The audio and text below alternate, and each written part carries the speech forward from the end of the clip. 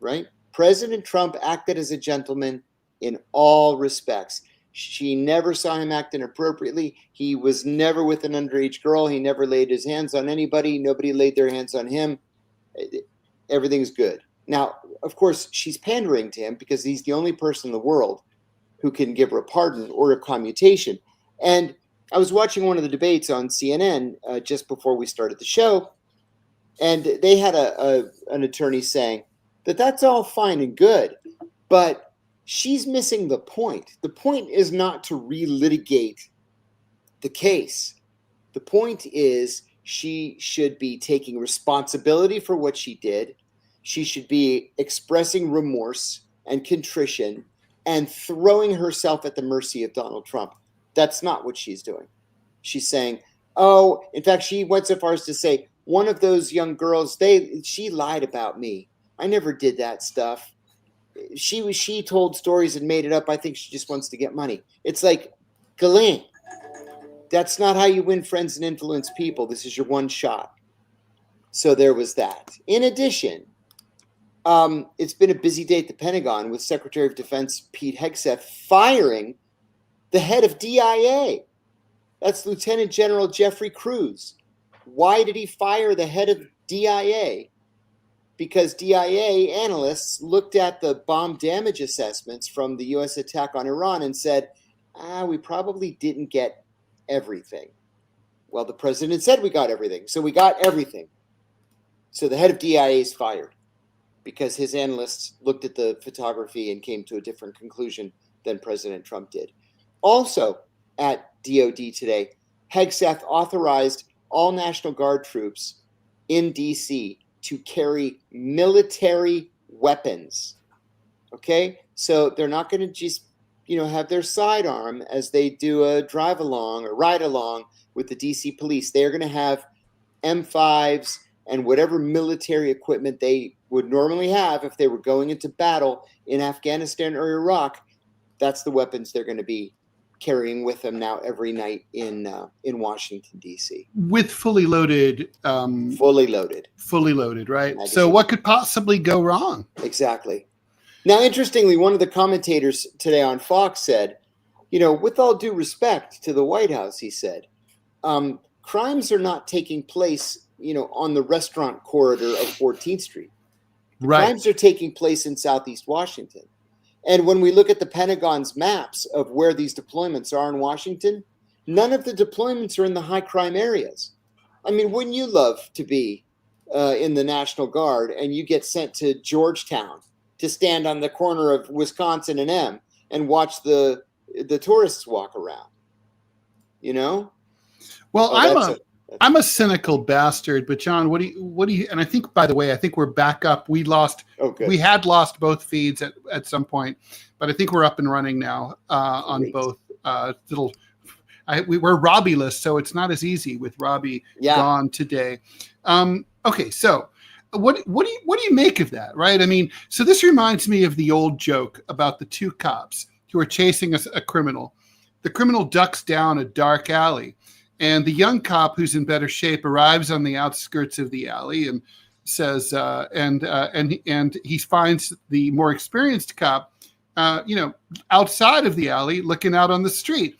And he says, "What are you doing here? The criminal ran down there." And the experienced cop goes, "Yeah, but it's easier to look out here." Is that what this is really about? Like, they're not really there to go after crime. Yeah. They're really there to swing their dicks around. Yeah, one thing about Donald Trump, he's egotistical, he's narcissistic, et cetera, et cetera. He's not stupid. He knows exactly what he's doing. And see, Democrats, at their own peril, have underestimated him repeatedly, and he's come out on top. So he knows what he's doing. He can read these charts just like everybody else can. He can see that there is no crime problem in Washington, and that Washington ranks at something like 35th or 37th in the country in terms of per capita violent crime. There's no problem here. And most of those violent crimes are in these areas that we talked about in Southeast Washington and Northeast Washington that are very far from the beaten path where tourists go. So he's doing this as a preview for what he wants to do in Chicago and New York and Los Angeles. my guess, for example, in New York, is he's going to wait until Mamdani wins, and then send the National Guard to save New York from socialism. If he really wanted to make an impact on crime in big cities or even in medium-sized cities, he would send the National Guard to Memphis or to Jackson, Mississippi. Or St. Louis. Or St. Louis, for God's sake. Oakland, Or California. Baltimore, Oakland. Yeah. Camden. Not Washington, D.C. No, totally true. Dumb. Totally true. Comment from a question. Can we get Sean back to know more about how the government scans our social media? Absolutely. Even when it's private. So, yeah, that's a request. Actually, thanks for that, because I just talked to Sean yesterday, and he said, hey, I'd love to come back on. And I said, great, we'll have to schedule you. So that gives me more impetus. Thank you for that. No question about that. And also, by the way, Reed, hang tight, because we'll be talking about how ICE is scanning everyone's wire transfer data, probably including ours. I don't see why they wouldn't be. And we'll get into that. A lot of news about ICE and deportations today. So, I mean, John, thank you for holding the fort down, John, while I was... Well, I'm sorry to say that it looks like YouTube's down again. Is that true? Because hold on. Oh, my God. Rumble seems to be working. I think I had to create a new YouTube feed, okay. And I think that one's up and running. If I'm not mistaken, I'll take a look right now. But God, I hate. This is kind of like when you go to see a band, and yeah, we're live on the other. Yeah, you're right. We're live. Where you hear the band tuning.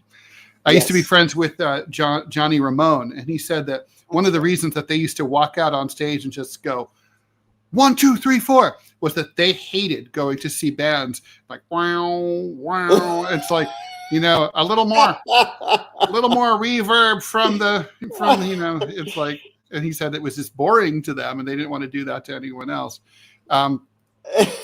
Anyway, all right, John Bolton. John Bolton America's is in a heap most of trouble. bloodthirsty neoconservative. The feds burst into, to quote the Nick Lowe song, Marie Provost, they broke into her loneliness in that cheap hotel up on Hollywood West. They broke into his house in Maryland and his DC office, and they're looking for classified documents. I mean, is that going to be the new thing? Everybody's got classified documents. We're just going to go and that's what it's for, right? Yeah, but you see, they've got Bolton by the sack right now, and he walked right into it. You probably remember that as soon as he left the administration in the first term, he wrote a book. He wrote a memoir. And the White House blocked it, saying that he had not submitted it for pre-publication review and that it was chock full of classified information. Yeah, you know all about this process. Boy, do I.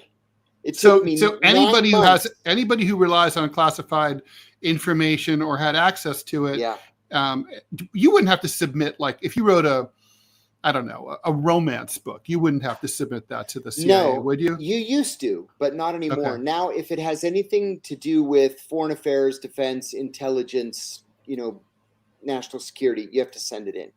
Okay. So, it's everybody who had an SITK gamma clearance. By the way, how do they approve things that say? I mean, why do they approve books that tell a lot? Like, for example, Inside the Company by Philip Agee.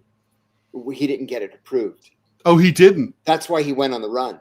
Oh, yeah. Well, guess what? I see. Guess what? Bolton didn't get his approved either.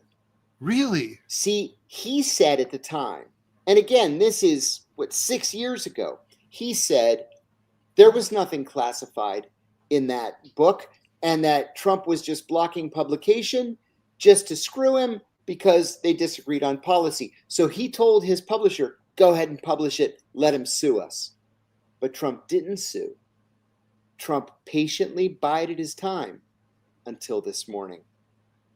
And so if I were John Revenge Bolton, is a dish best served late. Oh, boy. If I were John Bolton, I would be far less worried about forfeiting my advance, which is the normal civil penalty. And I would be far more worried about losing my freedom, because that's now what he's looking at. Wow. Wow. Yeah. So J.D. Vance issued a denial that this is about retribution. Oh yeah, absolutely. Nothing about retribution. Not They're even a little bit. Just trying to protect classified secrets. Now the thing is, JD is his denial wasn't. He's, for whatever his other faults are, JD is an articulate and intelligent man, and he uses words carefully. Mm-hmm. He did not make much. He didn't really mince. He minced words here in a straightforward way, I would try to say. He kind of let it be known, like, well, of course, if he didn't break the law, he's got nothing to worry about. But if he broke the law, there's going to be consequences.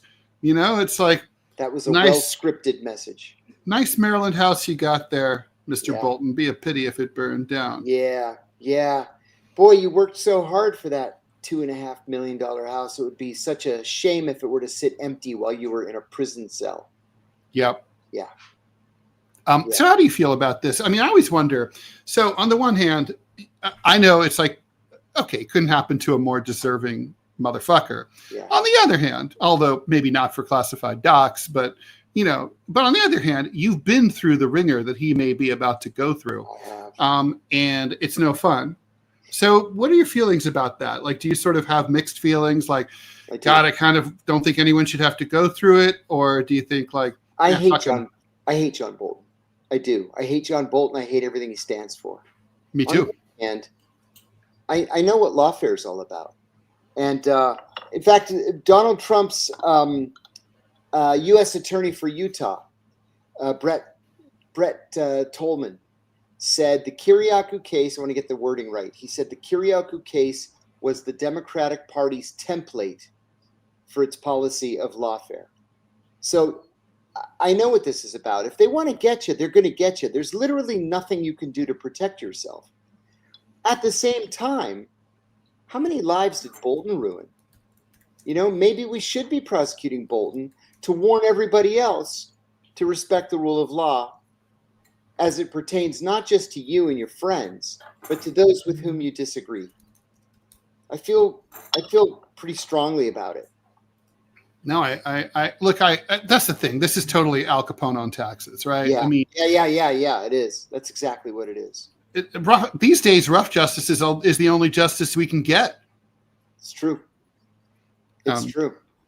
Yeah. So what's going to happen? Is he going to be prosecuted? Maybe. Are they going to prosecute him in D.C.? He probably won't be convicted with a D.C. jury. He probably would be in Maryland. Or why do you say he wouldn't be? Why not D.C.? Because Donald Trump got 7% in Washington, D.C. 7%. Mm-hmm. And a jury, whatever jury they're able to seat, is going to look at this and say, which side is Donald Trump on? And they're going to go with the other side. That's why these draconian sentences were passed down to the January 6th people. You're involved in January 6th, and then you get 30 years in prison. 30 years? For real? It's because it was D.C. Marble wants to know for $1.99, why is Bolton bad?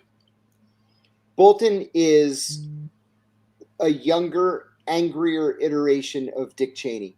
Mm-hmm. Bolton never saw a war that he didn't want to jump into with both feet. And if there was no war, then by God, he was perfectly happy to start one so he could get us involved. It's all about manifest destiny and the greater United States, a Pax Americana. I mean, he's all. I've never heard the word diplomacy come out of his mouth. Never. And this was a guy who was a diplomat. He was ambassador to the UN. Yeah. Mm-hmm. It's crazy. Yeah, very, very bad man. Yeah, he's a wicked man because, I mean, look, war should always be something that we only do in last resort. It should never be for fun. And he's the embodiment of that neoconservative outlook, which is, it's all wars are good, aggressive wars are good, always for no reason. I mean, war is literally the worst thing in the world. We actually do have to mention his mustache. His nickname in Washington is the Walrus. He is a walrus. He's a human walrus. And Tarek has a statement here. Trump used him as a bulldog. That's something that I never fully understood, right? I couldn't wrap my mind around it. If Donald Trump wants to drain the swamp and get rid of all the swamp monsters or swamp creatures, well, Bolton is the architect of the swamp. Yeah. Since the beginning, he's the creature from the Black Lagoon. He is. So why in the world would you name him, who should be your biggest enemy, as your closest advisor on? I got the impression in 2016 that Trump seriously had a hard time finding help and didn't have a lot of people to choose from the establishment. And that people were like Bolton were like, hey, I've been around. I need a job. I have a big name. And Trump just didn't really know much about some of the people that he picked. Yeah. I don't think he really knew who John Bolton was or what he did in the Iraq War or anything. I agree. And it may have been a bone that he threw to the Bush people because the Bush people loved him. And MW Knox 186, Bolton killed a deal with North Korea. You bet he did. He killed that deal single-handedly. Well, there was a danger that a dreadful peace might have broken out on the Korean peninsula, thus costing many arms manufacturers hundreds of millions of dollars. Exactly right. You know, when we were at Sputnik, Ted, I used to see Bolton all the time. His office was about a block away from ours. And he was always going into the Dunkin' Donuts there at Connecticut Avenue and K Street. I used to see him with Tom Friedman, who I also can't stand. Oh, God. Oh. By the way, you know, if you really want to, let me piss you off, John. After the show, do a Google image search on Thomas Friedman house. Oh, I'll do that right now. You were going to, the last time I did it, it's one of those mansions like the size of the White House that has a view. It's on Chesapeake Bay, and it can only be seen by helicopter. Oh, come on! Do you see it? This is actually his house. Yeah, This is a 20,000 square foot house. Yeah, yeah. It's like it's bigger than a few very small countries. Oh, look at this thing. He has his own swimming pool. He has his own tennis court. He has his own basketball court. It's in Bethesda, Ted. It's in Bethesda. This has to be a $20 million house. It is. It's all from his speaking fees and his consulting fees. God. All of them completely unethical, according to the New York Times. You're not supposed to have any of that shit. But he's living like rappers. I told you, this is like, and he's the worst too. You know, it pisses me off. I've been doing political punditry since the late 80s. And, I've made mistakes, but not like Thomas Friedman. I usually get the big ones right. I got those ones right. No rewards for me, no job at the New York Times for me, no house in Bethesda, $20 million house, right? Yeah. Not for me.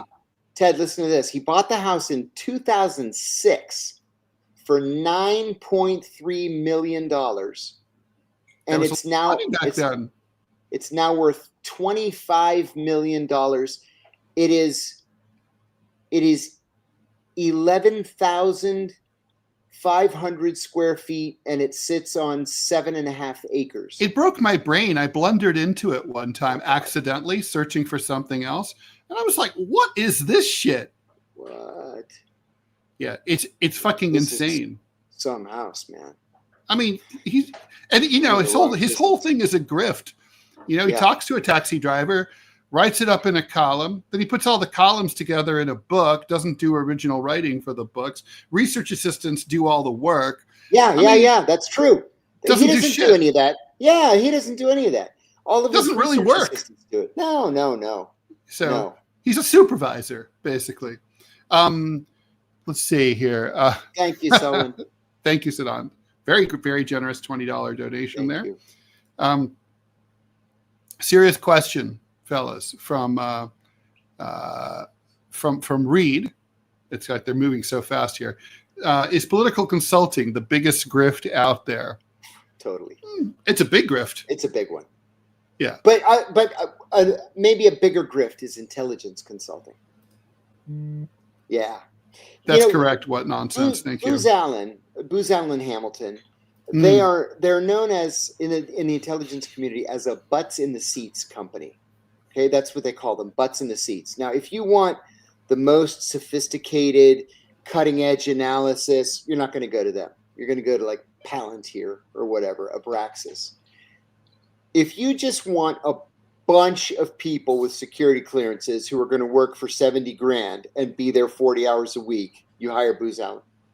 That's what they do. Well, and they don't know shit that like they only learn the shit from their client. I used to work for a consulting company called Spectrum Group. It was a banking consulting group and based in San Francisco. And I remember just thinking what a hilarious fraud it was. So we'd have a client. We'll call them Bank of the West because they were called Bank of the West. We go there, we land, we don't know anything about Bank of the West. No one in the company has ever worked at Bank of the West or has a bank account at Bank of the West. So we sit down in a conference room, and all the people who work there are nervous. Like, what the fuck are these people doing? They bring information in about their bank and their business to us, and then we look at it. And then we bullshit out a bunch of PowerPoint presentations. And my job was to create PowerPoints and crunch numbers. But we didn't know anything about their business. They were paying us to give us information to bullshit back about them. I mean, it's the most ridiculous thing in the world. It's like me interviewing you and then you paying me for the information that you gave me. It's insane. That is insane. Yeah, it is. That's nuts. So, and the crazy thing is that a majority now of the members of the intelligence community are not government employees. They're contractors. So it's crazy. Everybody's getting rich. Everybody's getting rich. Everyone's getting rich except John and Ted. But you guys are helping a little bit. Thank you so much for watching us over on the Rumble feed and on the YouTube. But we make a lot more money on Rumble. So if you can watch us on both or Rumble. Sorry about the tech shit today. That was a Rumble studio. Yeah, sorry about that. It's apparently, funny too. Like, I'll look at the numbers, Ted. I look at the numbers and I'm like, oh my gosh, we made $6 today. It's like that. Yeah. Then John and I get into a deadly cage match over the $6, and then the cat runs off with it, and we're both left hungry. Okay, so let's talk about, speaking of insanity, John. You've been through the Bureau of Prisons bullshit, and Erik Menendez, we talked about it, the Menendez brothers yesterday. So after 10 hours of bullshit, Erik was sent back to his cell. Sorry, no parole for you, despite having been raped by your dad and horribly traumatized. Despite the fact that the whole family wants both he and his brother out. It's like he's a security risk. They said he wasn't little Lord Fauntleroy. He did not follow every single rule. Now, when I read this, I was expecting to be like he shivved a dude. He fucking, I don't know. He was running. He was killing people. He was a shot caller inside the prison, having people killed. No. He had a phone. He had a smuggled cell phone that he was caught with. Right. And which apparently is very common. It's very common at the state level. It's a serious crime in the federal level. They'll add 2 years to your sentence. At the state level, everybody's got phones. The dude's been in prison for 37 years. And they're like, 37 years is not enough if we catch you with a phone. I mean, I'm sorry. I know this is a different set of rules, but it's fucked up, no? It is. Ted, I served with a guy named Art Rachel, who I really, really came to like. Art was an old man when I got to prison. He was almost 80. And he was a long-time cat burglar. He and 3 partners stole what was called the Star of Marlborough, the biggest diamond ever to be in private hands in the UK. And his last arrest, the reason why he was in prison with me, was that the boss of the Chicago syndicate, the outfit, had died. And while the family was at the funeral, Art and his gang broke into the boss's house and they were ripping him off. But Art was also a very accomplished artist. So accomplished that with freehand, he was able to with colored pens, duplicate a bearer bond. And he actually cashed it in for several $100,000, and they caught him, and he went to prison. Okay, anyway, that's awesome. That's like great. That's like the Dustin Hoffman character who's based on a real dude in Papillon. That's exactly right. Master forger. Art is still alive. He's living with his sister outside Las Vegas now, and his memory isn't what it used to be. But he told me that in all the years he was in prison, and he probably spent 40 or 45 years in prison for a lifetime of crime, mostly, these white collar kind of artistic kind of crimes. He was that could have easily been me. Yeah. I do have a history of forgery. Yeah. He was written up twice, once at Leavenworth and once at Alcatraz. At Alcatraz, he was written up for speaking during lunch, because back in the day, you weren't allowed to speak in the cafeteria. He got written up. That was number one. Number two, at Leavenworth, he was written up for not finishing all the peas that he had put on his tray. Because take what you want, eat what you take. And he didn't finish the peas, and so they wrote him up. In 40 or 45 years in prison, those were the only two blemishes on his record. And that was enough to deny him parole. They said, oh, well, he clearly I was hoping you weren't going to say that. I was really hoping. No, they're dicks about it. They really are. Well, so, I mean, obviously, there's other things in the mix here. I think Governor Newsom is determined to let these guys go, but still, it's a major bump in the road, and it really sucks. They did the last thing that these guys needed at all. Yeah, I think you're right. And Erik, it was Erik yesterday, right? It was the younger of the two brothers. I always confuse them. He was the one that was a little bit less culpable than the other. That's brother. Right. Yeah, and he's already been turned down. It wasn't really his idea. Like, let's kill our parents. Exactly. Exactly. Oh my God. Some of these comments, you guys are so funny and smart and have such great minds. The Greismeister makes me think of a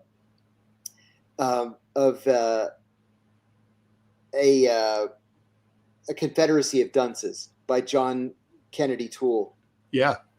Literally the funniest book I ever read. One of my favorite books. Oh my God. And what a story behind the book. Yeah. He committed suicide because he didn't think he could make it as a writer. Yeah. And then his mom, 10 years later, convinced someone to publish it. Yeah. And it won the Pulitzer Prize. Yeah. Yeah.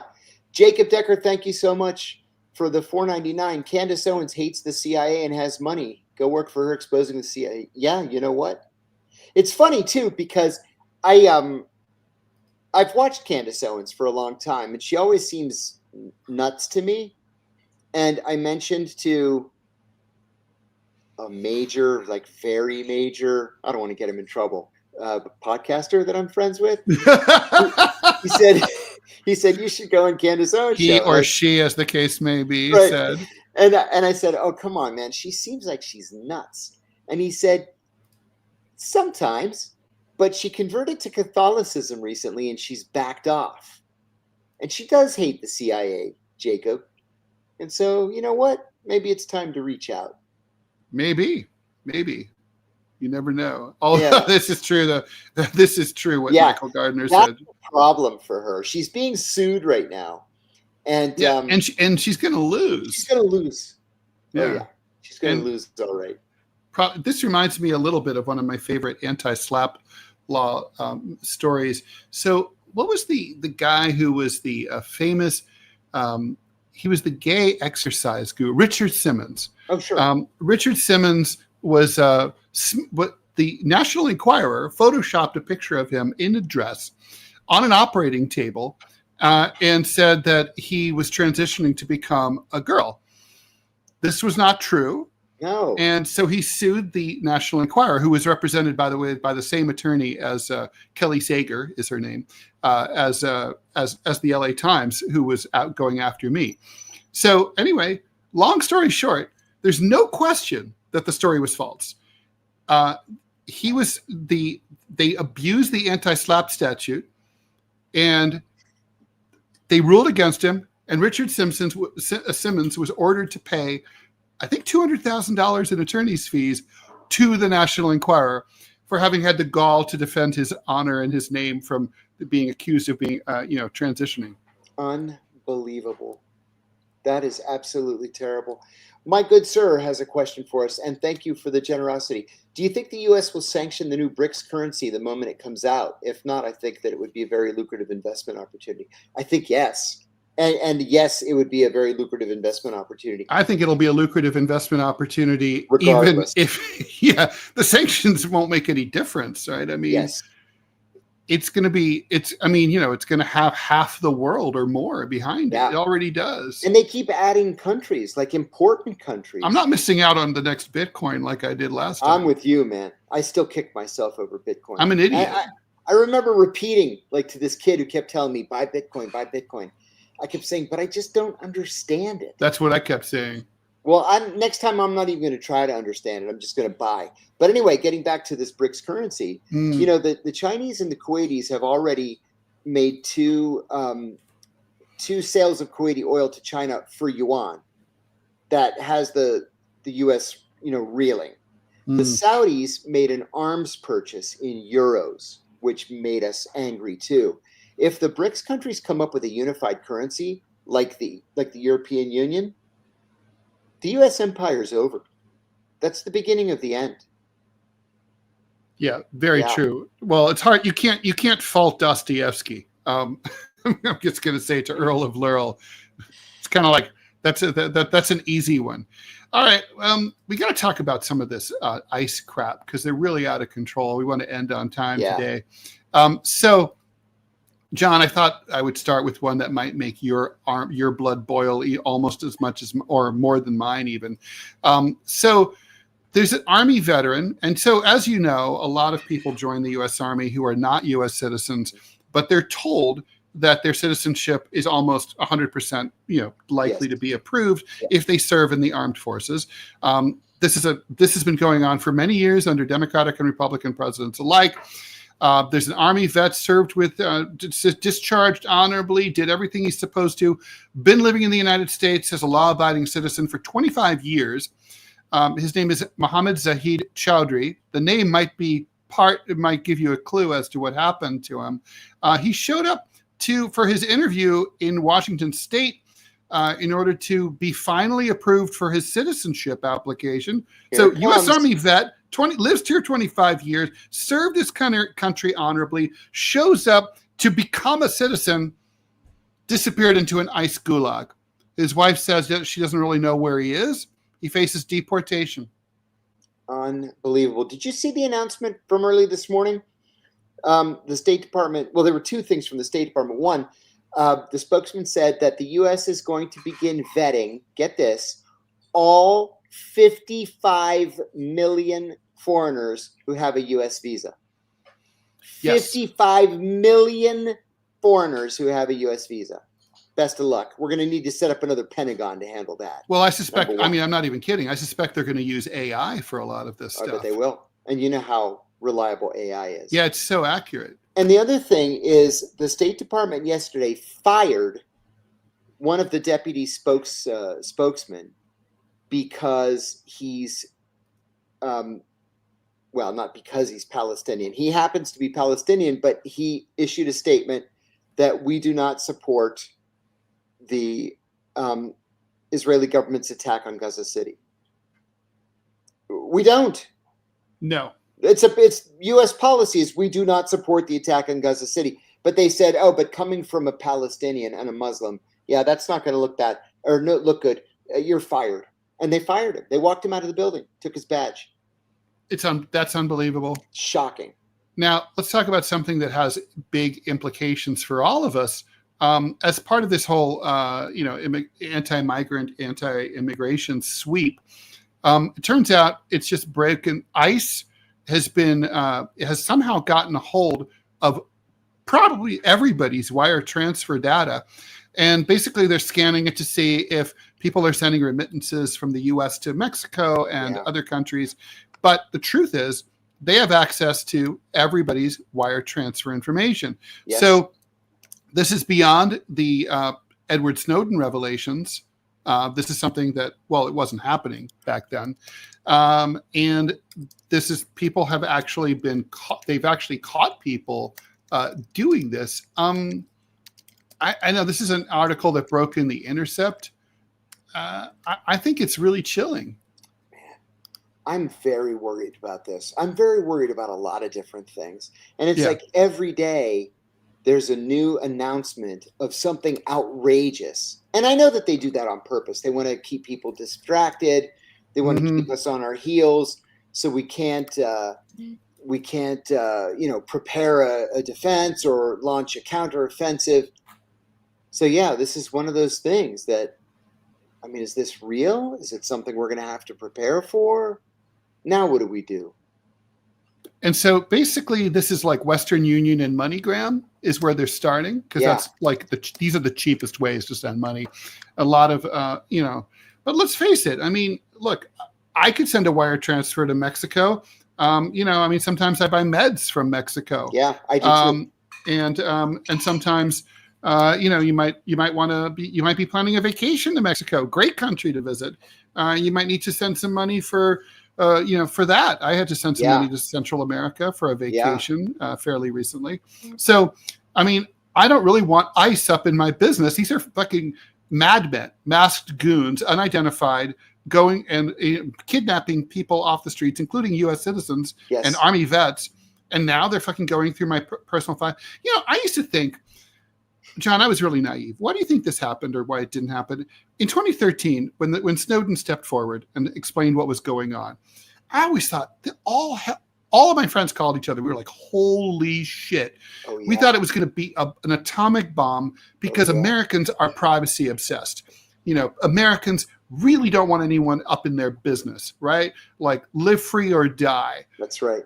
And no one gave a shit. Nothing happened.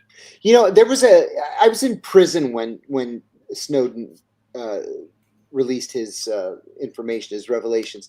And a guy woke me up in the middle of the night to tell me that this was on the news and what a huge story this was. That's how big it was. Even it was a huge thing. Prison, people understood 2013. how important this was. And you're right. And Snowden would be the first one to tell you, Ted, that he really believed that by now our privacy, our information security would be guaranteed and we would all be living happily ever after. Well, the way he put it was he wanted to give the American people the information that they needed so that they could have an intelligent conversation about the balance between privacy and security. Yeah. And we never had that conversation, ever. No, we never had that conversation, which is another thing that Snowden expected to happen. I remember him saying too in the beginning that the next step was members of Congress stepping up and saying, okay, wait a minute, this guy Snowden's right. Our rights are being trampled upon.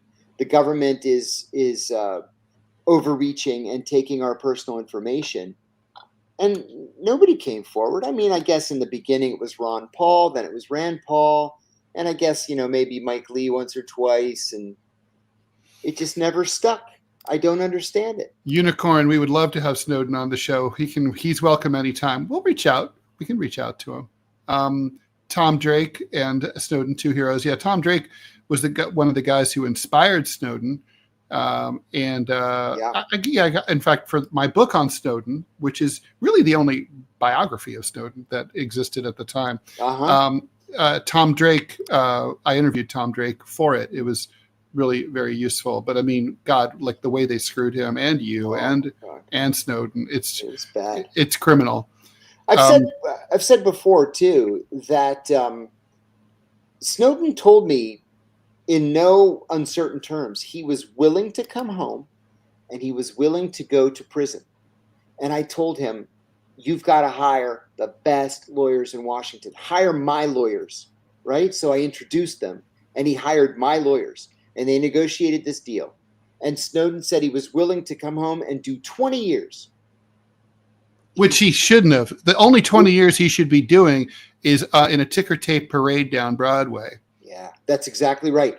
But he said all he wanted to do was to stand up at his sentencing and explain why he did what he did. And the Justice Department said, absolutely not.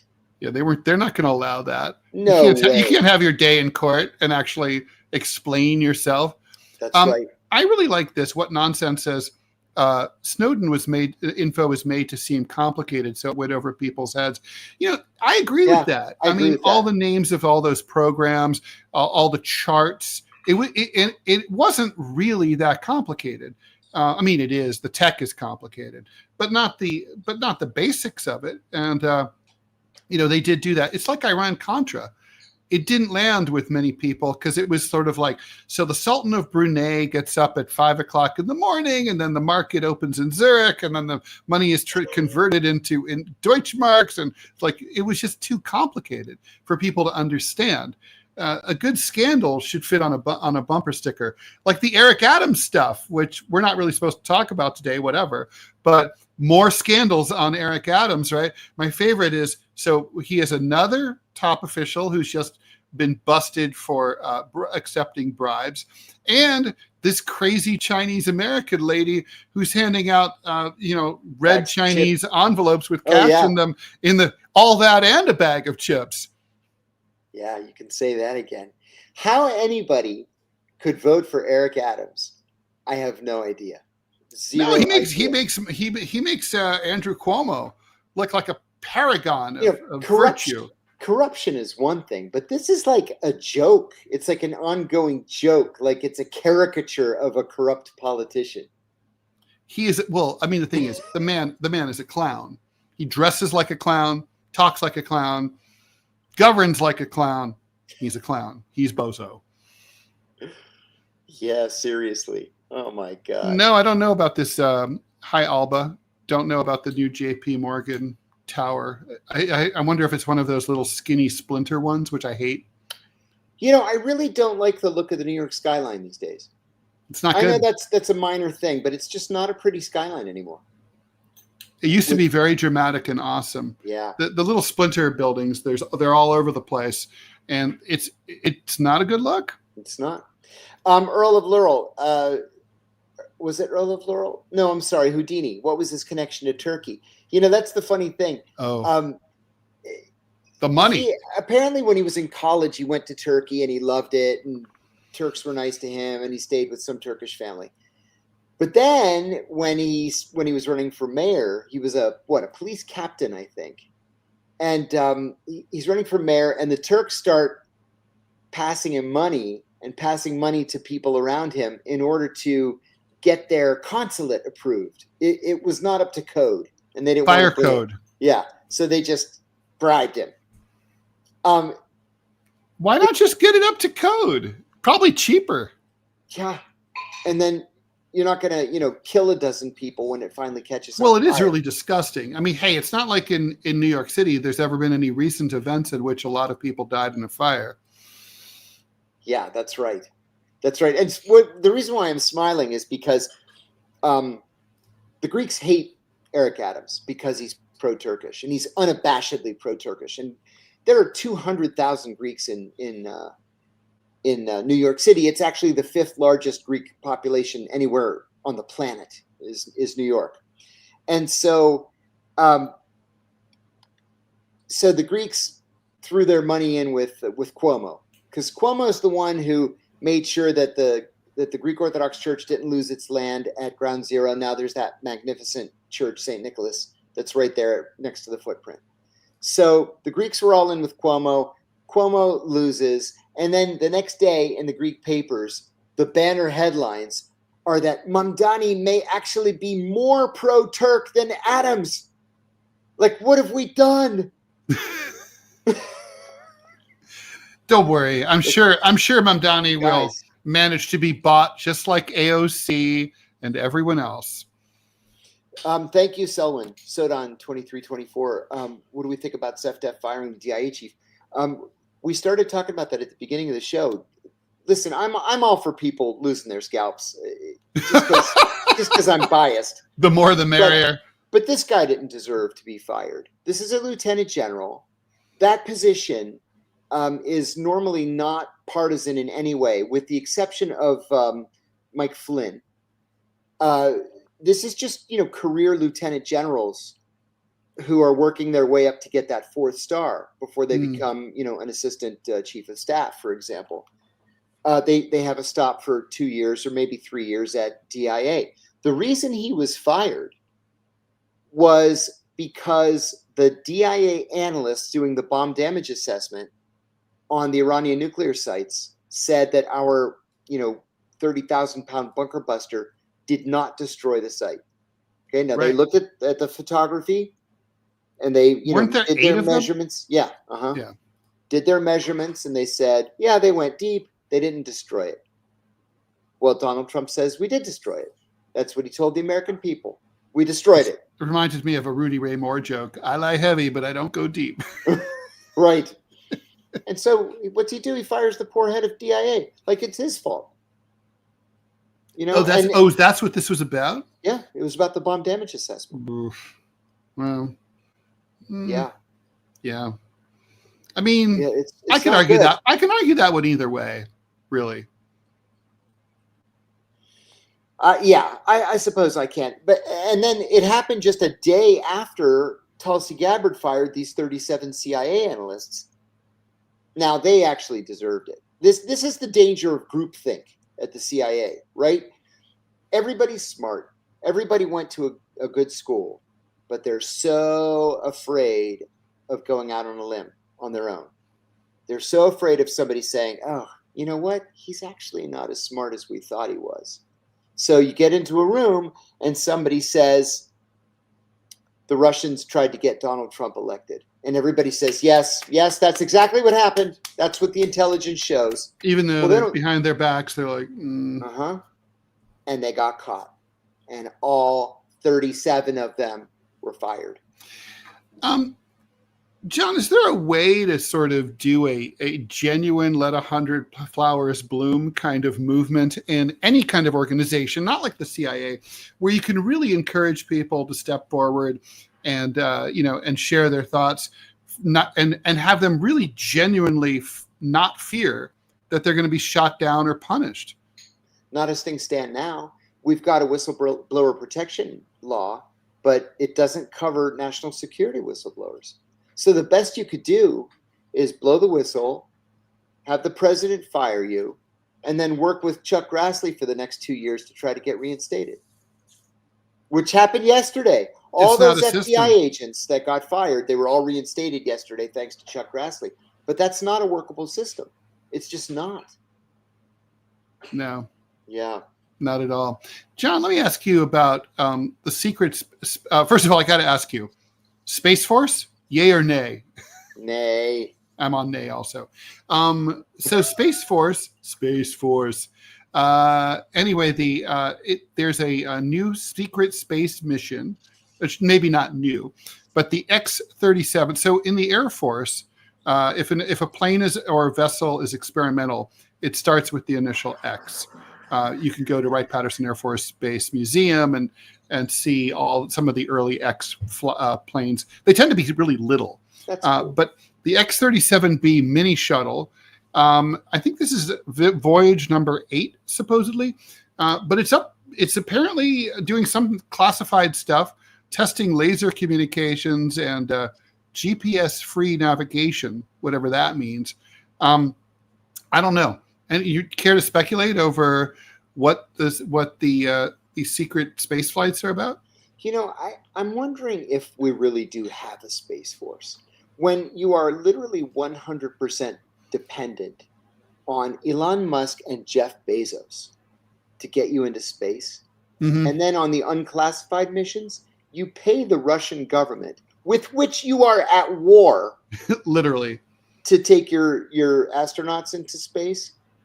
I think this is all. It's very strange, right? It's like sort of like, so we have to hire the Russians who have the Baikonur Cosmodrome in Kazakhstan. In Kazakhstan, that's right. And to go and I've been wanting to visit Baikonur and go and send our guys up into space.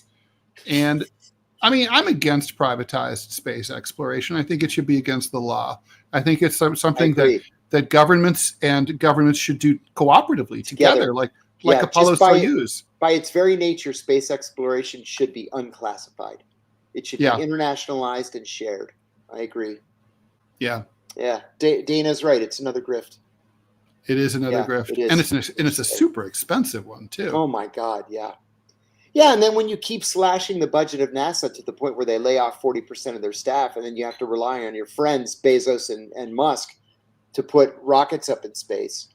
I mean, what have we come to? I know. It's also, I mean, it's kind of pathetic, right? I mean, the United States government was able to send a man to the moon, several of them, in 1969. Think about the technology. In 1969, there were no touch tone telephones, right? I mean, you could barely get, like, TV didn't even really work right. I mean, I remember fiddling with the vertical hold button all the time. People had aluminum foil on their TV antennas at home. And it actually helped. Yeah, you needed to. It wasn't like a conspiracy. And we sent dudes to the moon, got them back. I mean, it would have been amazing if it was a one-way trip. Now we're reliant on, like, potheads like Elon Musk. Yeah. Yeah, I don't understand it at all. Not at all. It's what happened to us. John, you're on. Oh, you're on. Okay. It's on purpose. I had to cough. Okay, that's cool. All right. Anything else we need to hit before we call it a week? No, it's been a busy week. Thanks for everybody for joining us. Oh, we have a conspiracy person saying the U.S. people unite. U.S. did not send anyone to the moon. So probably watched Capricorn 1. One of my I love. It's one of my favorite bad movies. O.J. Simpson is in it. Yes. About a fake Mars landing. Yes. All right. As Michael Gardner says, time for reprogramming. You can do that over the weekend. So this is my fault, but there's no show on Monday, guys. I'm dropping off my kid in college, so I'll be on the road. But Tuesday, we will be back to our regular schedule. So we're here Monday through Friday, except this coming Monday, 5 p.m. Eastern time. Please like, follow, and share the show. Sorry for the tech stuff. We still prefer you watch on Rumble, but Rumble Studio, which sometimes goes down. And so that's what happened today. Thanks everyone for rolling for the punches. I see all of you guys got back. And much appreciated. Thanks for the good wishes. And John, do you want to flog your latest book? I should do that. We should be doing that more. We should. You know what? I don't have a date yet. I'm waiting for my contract to come. I'll have a date by next week. But I have another podcast that's on YouTube called Deep Focus. And today I got John Perkins, I got Andrew Coburn, and Roger Waters. So we're coming out with those in the next week or so. That's awesome. I'm especially jealous about the Roger Waters part. I'm a huge Pink Floyd fan. He was in rare form. Wow, awesome. So they sure beat him up on the Israel stuff. Like, you know what he told me just before I let you go? Yeah. He told me that he played 2 sold-out shows in Buenos Aires 2 years ago, and the Israelis had lobbied so hard against him that he was not able to get a hotel room in any hotel in Argentina. He had to spend the night on his plane, sleeping in a chair on the plane. He did the next concert the next day and then flew right out. Not a single hotel would rent him a room. And he said just 5 years earlier, he did 9 consecutive sold-out shows in Buenos Aires. Now he's not even welcome there. Wow. Awful. Horrible. All right, well. Enjoy the weekend. Thank you. You too, John. And I'll see you Tuesday. We're deprogrammed. Bye.